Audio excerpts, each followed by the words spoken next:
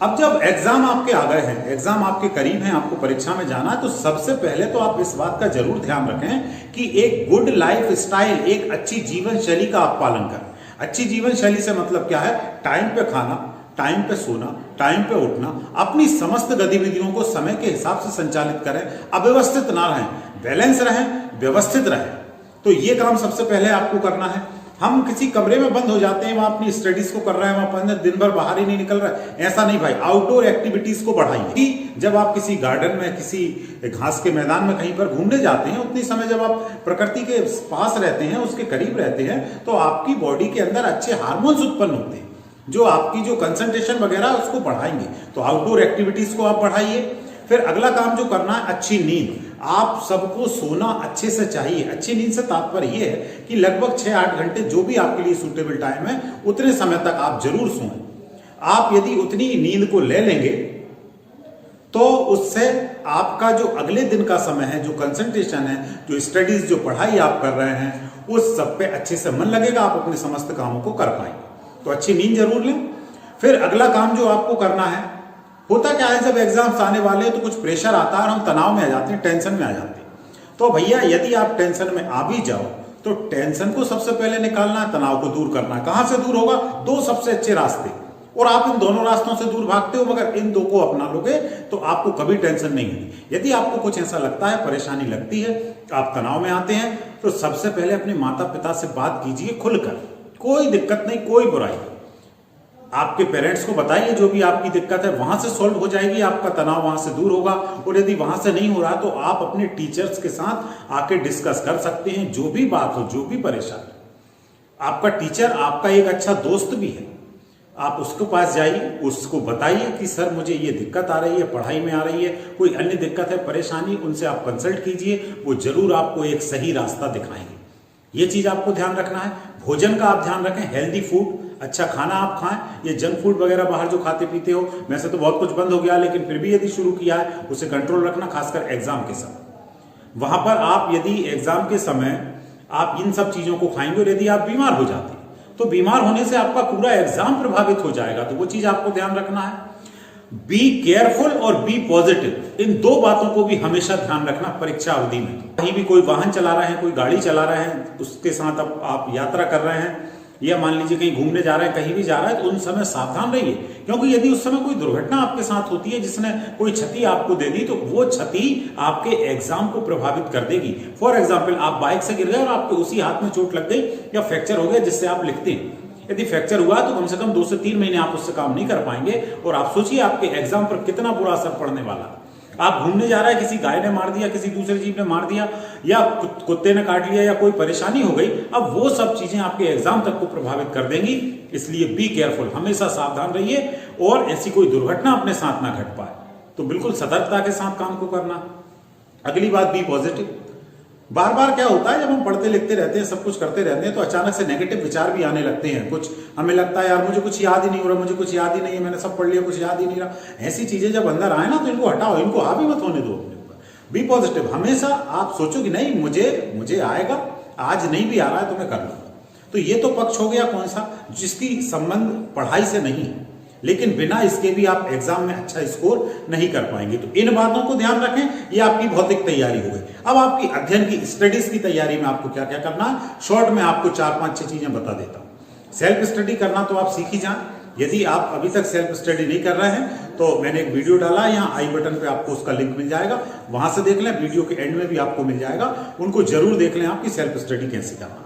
साथियों, अब हम शुरू करते हैं अपनी पढ़ाई से संबंधित रणनीति को, कि किस प्रकार से हमको एग्जाम के लिए अपनी तैयारी को करना है। सबसे पहली बात, प्लान ऑल सब्जेक्ट, सभी सब्जेक्ट का प्लान बनाइए। कोई सब्जेक्ट छोटा नहीं, कोई सब्जेक्ट बड़ा नहीं, सब सब्जेक्ट को बराबर हमको वेटेज देना है, सबकी तैयारी हमको करना है। ये आप बिल्कुल नियम बना लीजिए, दिमाग में बिठा लीजिए। आप एक दिन में जो भी पढ़ाई का टाइम रखते हैं, उसमें आप सभी सब्जेक्ट को, या हफ्ते से बना लीजिए, 2 दिन इसके, 2 दिन इसके, 2 दिन इसके, वो आप जरूर कीजिए। दूसरा काम, नियमित पढ़ाई। पढ़ाई आपको डेली करना है। अब आप क्या पढ़ रहे हैं वो मायने नहीं रख रहा है, आपको डेली पढ़ना है। आप डेली जो भी टाइम आपने डिसाइड किया है, 1 घंटे, 2 घंटे, आधा घंटा, 4 घंटे, उतने समय आप किताब के पास जरूर जाइए। एक टाइम टेबल बना लीजिए, उस टाइम टेबल से आसानी होगी आपको। आप स्विच कीजिए, जैसे आपके स्कूल्स में टाइम टेबल होते हैं, 40 मिनट 45 मिनट में पीरियड बच जाता है, अगला सब्जेक्ट आ जाता है। इसलिए किया जाता है, एक ही एक सब्जेक्ट को लंबे समय तक पढ़ोगे बोर हो जाओगे, आप फिर उसमें उतना कंसंट्रेशन नहीं कर पाओगे, तो इसलिए 40-45 मिनट के बाद स्विच कर दिया जाता है दूसरे सब्जेक्ट की ओर। ऐसा आप घर पे भी कर सकते हैं। स्कूल में 40-45 मिनट होते हैं, आप 30 मिनट का बनाइए, 20 मिनट का बनाइए, 25 मिनट का, जो आपके लिए सूटेबल है उतने टाइम का एक पीरियड जैसा बना लीजिए अपने मन में, और उसके बाद उतना समय जब हो जाए तो स्विच कीजिए, दूसरे सब्जेक्ट की ओर जाइए। ठीक है, तो आप सभी सब्जेक्ट को बराबर वेटेज भी दे पाएंगे, उनकी तैयारी को बराबर समय भी देंगे, और आपका मन भी एक जगह स्थिर बना रहेगा। एक ही एक सब्जेक्ट को पढ़ के आपको बोरियत महसूस नहीं होगी। ये काम करना, नोट्स मेकिंग, छोटे छोटे नोट्स आपको बनाना, जरूर बनाते रहिए। आप रफ कॉपी में बनाते रहिए हेडिंग्स को। होता क्या है दोस्तों, जो बुक्स हैं आपकी, उनमें कई सारी ऐसी चीजें भी लिखी होती हैं जिनका उस एग्जाम से वास्ता नहीं है, उस एग्जाम में वो आपके लिए यूजफुल होने वाली नहीं है। तो जब आप दोबारा कभी पढ़ने बैठोगे उस चीज को, तो उन बातों को भी पढ़ना पड़ेगा। तो इससे अच्छा ये होगा कि आप जब अभी पढ़ रहे हैं एक बार, तो जब आपने एक बार पढ़ा तो उस समय आप नोट्स बना लें, उसके पॉइंट्स को लिख लें। दोबारा जब आप रिवीजन करेंगे केवल पॉइंट्स का कर लें जो आपकी एग्जाम की दृष्टि से महत्वपूर्ण है। तो ये काम आपको करना है। सिलेक्टिव स्टडी आपको करनी है। सिलेक्टिव स्टडी मतलब जो मेन चीजें हैं, मुख्य चीजें हैं, आपका जो सिलेबस है, अकॉर्डिंग सिलेबस के हिसाब से जो चीज सिलेबस में है उस पर आप फोकस कीजिए, क्योंकि इतना समय नहीं है हम पूरे सिलेबस को पढ़ पाएं। करना है वो है समझें। आप जो भी कॉन्सेप्ट पढ़ रहे हैं उसको समझने का प्रयास करें, उसे रटे ना। यदि आप रट लेंगे तो कुछ समय बाद वो विस्मृति हो जाती है, दिमाग से निकल जाता है। तो आप थोड़ा सा समझें, समझने का प्रयास करें, फिर उसके बाद आपको लिख पाएंगे उसको, अपने शब्दों में आप उसे लिखें। तो ये काम आप कर लें। कठिन जो चैप्टर्स हैं, कठिन जो टॉपिक है वो पहले और सरल को बाद में रखें। हम करते हैं उल्टा, सरल पहले पढ़ लेते हैं, कठिन को छोड़ देते हैं एग्जाम की तरफ कि भैया परीक्षा के समय करेंगे। उस समय सब इकट्ठा हो जाता है, दिखता है, समझ में आता नहीं है, घबराहट में छोड़ छाड़ कर यार ये हो ही नहीं रहा, अब तो इसे छोड़ो। No more books. ज्यादा किताबों में मत उलझना दोस्तों। हम क्या होता है, हमने ये भी ले ली, ये कुंजी ले ली, ये इसकी छोटी वाली बुक ले ली, ये बड़ी वाली ले ली, एक अपने नोट्स रखे हैं, भाई के नोट्स में लगा, ऐसा आपने बहुत सारा मटेरियल इकट्ठा कर लिया। यदि बहुत सारा मटेरियल इकट्ठा कर लोगे भैया, आप भूखे रह जाओ।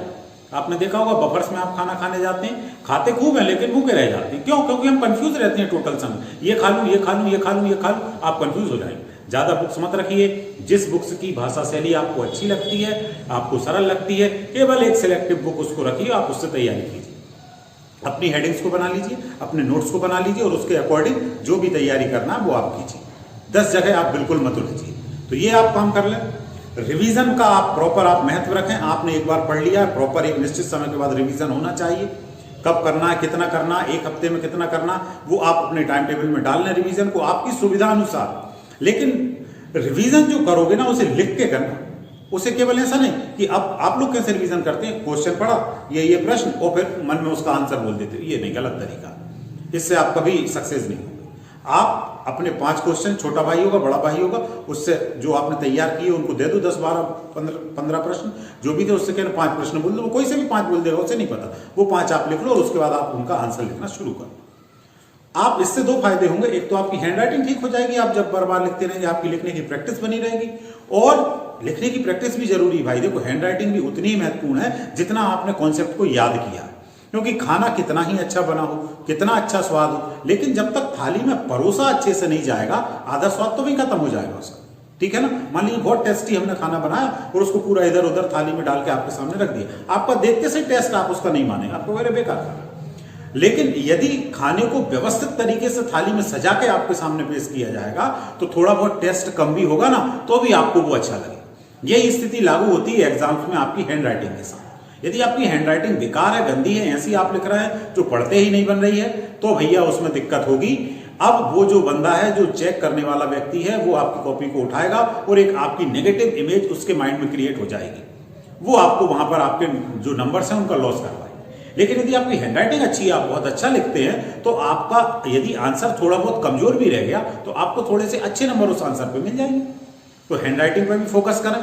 कई लोगों की बहुत अच्छी होती है, कई लोगों की थोड़ी खराब होती है। जिनकी खराब है उनके लिए मैं एक वीडियो बहुत जल्दी लेके आ रहा हूँ, हैंडराइटिंग कैसे इंप्रूव करें। कुछ छोटी छोटी ट्रिक्स आपको बता दूंगा, आपकी हैंडराइटिंग भी सुधर जाएगी। पहली ट्रिक्स तो यही है कि आप सबसे पहले लिखना शुरू करें। जितना आप लिखेंगे, क्योंकि आपने सुना होगा करत करत अभ्यास के जड़मति होत सुजान, मतलब जितना किसी भी कार्य में यदि आप अभ्यास करते हैं, लंबे समय के लिए अभ्यास करेंगे, तो उस काम में आप पारंगत होते चले जाते हैं। तो यदि आप लिखने का प्रयास करेंगे, बार बार लिखेंगे, तो बिल्कुल स्वाभाविक है आपकी हैंडराइटिंग अपने आप ठीक हो जाएगी। ठीक है, तो ये काम आपको कर लेना। लास्ट 2-3 साल के जो पेपर जो आए, जो एग्जाम्स हुए, उनमें जो प्रश्न पत्र दिए गए, उनकी जरूर प्रैक्टिस कर लें। उनको आप लिखकर बिल्कुल पेपर के जैसे, आप तो बैठ जाए भैया, 3 घंटे का टाइम है, 3 घंटे एक रफ कॉपी लेके बैठ जाए, 3 घंटे में उसको करने का प्रयास करें। उतने टाइम में उतने क्वेश्चंस अटेम्प्ट भी होना चाहिए। बायोलॉजी वाले और डायग्राम भी बना के देखना है आपको, ये नहीं कि ये तो मुझे आता, मैं बना लूं। बना के देखो ना, आता है, एक बार वो बना लो, क्या दिक्कत। ये इन छोटी छोटी बातों को जब आप अपनाओगे तो आप बहुत अच्छे से तैयारी को कर लोगे, बहुत अच्छे से अच्छे नंबरों के साथ आप पास होंगे। तो उम्मीद करता हूं इतनी बातों को आप जरूर ध्यान रखेंगे, इनका आप पालन करेंगे। और यदि आपको कोई दिक्कत आती है, आप मुझे मैसेज कीजिए। यहाँ पर कुछ टॉपिक्स जो आप चाहें, यदि किसी विशेष टॉपिक पर वीडियो में आपको उपलब्ध कराऊंगा, तो ये सब करने के बाद अच्छे से पढ़िए और उसके बाद जो रिजल्ट आता है, जो आपको परीक्षा परिणाम आएगा, उसे खुशी से स्वीकार कीजिए। ठीक है, हंसते खेलते आपकी पढ़ाई होनी चाहिए और हंसते खेलते ही आपको परीक्षा देनी है। किसी भी तरह इस बीच में आपका हंसना खेलना रुकना नहीं चाहिए। मतलब आपको तनाव आपके अंदर ना आए, इस बात का प्रयास करना। ठीक है, परिणाम जो भी आएगा अच्छा ही होगा। हम सकारात्मक रूप से सोचते हैं, अच्छा ही आएगा। जो भी आए उसे खुशी से स्वीकार करो। यदि कुछ कमी रह जाती है उसमें सुधार करो, फिर से आगे बढ़ो। ठीक है, क्योंकि अटल जी की बहुत अच्छी पंक्तियां हैं, मुझे याद आ रही हैं यहां पर, कि क्या हार में क्या जीत में, किंचित नहीं भयभीत में, कर्तव्य पथ पर जो मिला ये भी सही वो भी सही। तो आप अपना प्रयास आप कीजिए, 100% कीजिए, उसके बाद जो मिलता है उसे आप स्वीकार कीजिए। बहुत बहुत धन्यवाद सभी को।